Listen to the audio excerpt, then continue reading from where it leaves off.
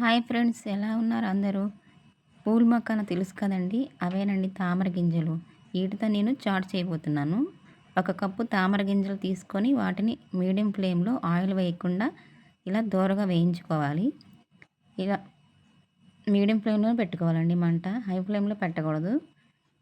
దోరగా వేయించుకోవాలి. ఈలోపు నేను మా మొక్కలు చూపిస్తాను. మొన్నటి వీడియోలో గులాబీ మొక్కలు చూపించాను కదా, ఇవి మెంతికూర వేసుకున్నానండి. అవి ముందుగా నైట్ 4 స్పూన్లు మెంతులు తీసుకొని నైట్ మొత్తం నానబెట్టుకుని ఉదయం వాటర్ తీసేసి వాటిని ఇలా మట్టిలో చల్లుకున్నాను. ఇలా మొక్కలు వచ్చాయి 2 డేస్లో.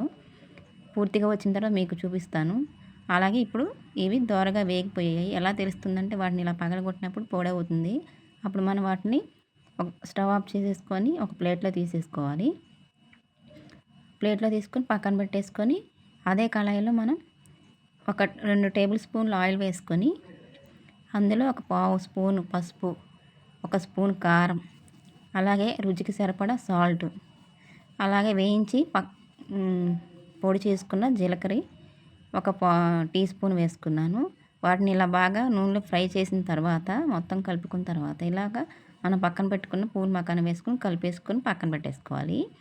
ఇప్పుడు చాట్ కోసం వేయించిన పల్లీలు పావు కప్పు, అలాగే ఒక టమాటా, పెద్ద సైజు టమాటా సన్నగా తరిగి పెట్టుకున్నాను, ఉల్లిపాయ ఒకటి, కొత్తిమీర, కరివేపాకు నేను నూనెలో ఫ్రై చేశానండి. కొంచెం బాగుంటుందండి టేస్ట్.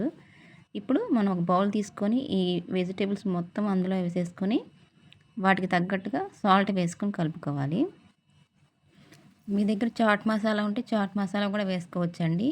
సాల్ట్ వేసుకొని సరిపోని దానికి ఇప్పుడు మనం వేసిన వెజిటేబుల్కి సాల్ట్ సరిపోని వేసుకొని మిక్స్ చేసుకోవాలి. మిక్స్ చేసుకున్న తర్వాత మొత్తం మనం పక్కన పెట్టుకుని పూల్ మకానా కూడా వేసుకొని మొత్తం కలిసే వరకు కలుపుకొని నిమ్మరసం ఒక చెక్క పిండుకోండి. చాలా బాగుంటుందండి. పిల్లలు చాలా ఇష్టంగా తింటారు. తామర గింజల వల్ల చాలా మంచి బెనిఫిట్స్ ఉన్నాయి హెల్త్కి. పిల్లలు హైట్ కూడా పెరుగుతారు.